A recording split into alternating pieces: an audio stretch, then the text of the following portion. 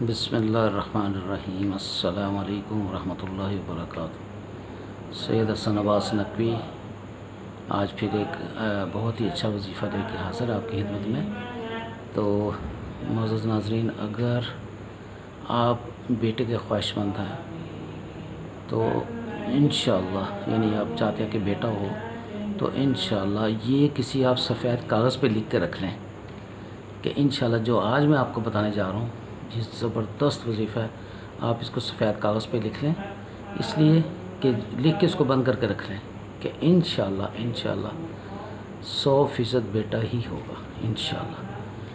اور لیکن آپ کو جو میں یعنی وظیفہ پڑھنے کا، یہ قرآنی وظیفہ، اس کی جو میں ترتیب آپ کو بتاؤں گا، کائنڈلی آپ نے اس کو فالو کرنا ہے، اپنی مرضی نہیں کرنی، اور ٹھیک ہے نا، اس میں کچھ نہیں کرنا۔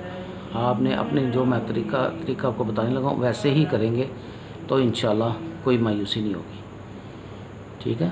تو کرنا آپ نے کیا ہے کہ آپ نے ایک چیز طے کر لینی ہے کہ آپ نے یہ وظیفہ نماز فجر کے بعد پڑھنا ہے یا نماز عشاء کے بعد پڑھنا ہے، کیونکہ یہ آپ کے اوپر ڈیپینڈ کرتا ہے۔ آپ دیکھ لیں کہ جہاں بھی آپ کو صحیح ٹائم ملتا ہے نا، آپ نے اس ٹائم پڑھنا ہے اور پھر اسی پہ پڑھنا ہے۔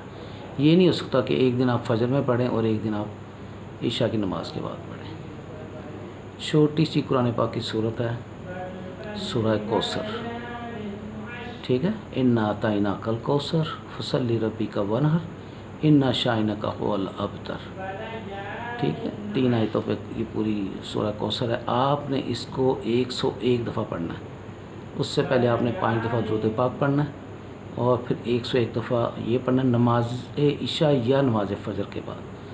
قبلے کی طرف آپ نے اپنا منہ موڑ لینا ہے، قبلہ رخ ہو کے بیٹھنا ہے اور پھر آپ نے اس کو پڑھنا ہے۔ تو انشاءاللہ کیونکہ یہ بہت مجرب ہے، آپ اس کو ضرور کریں اور فوراً کریں۔ اور اللہ تعالیٰ بہتر یہ ہے کہ جب حمل ٹھہر جائے تو اس کے بعد پڑھیں، اور اگر خدا نخواستہ آپ بے اولاد ہیں اور حمل نہیں ٹھہرا، 2 سال ہو گئے، 4 سال ہو گئے، 5 سال ہو گئے، 10 سال، 11 سال ہو ہی نہیں رہا، تو پھر آپ شروع کر دیں اس کو فوری طور پہ، پھر اس سے حمل بھی ٹھہرے گا اور پہلا بیٹا جو پہلی اولاد ہوگی وہ بیٹا ہی ہوگا انشاءاللہ، ٹھیک ہے۔ تو آپ نے اس کو ضرور کرنا ہے، اور ابھی تک اگر آپ نے میرے چینل کو سبسکرائب بھی کیا تو کائنڈلی وہ بھی کر لیں اور بیل آئیکن کو بھی پریس کریں تاکہ میرا ہر نیا وظیفہ آپ کو فوری طور پہ ملتا جائے۔ باقی میں نے جو لکھا ہے وہ میں آپ کو اچھی طرح دکھا دیتا ہوں تاکہ وہ آپ کے ذہن نشین ہو جائے۔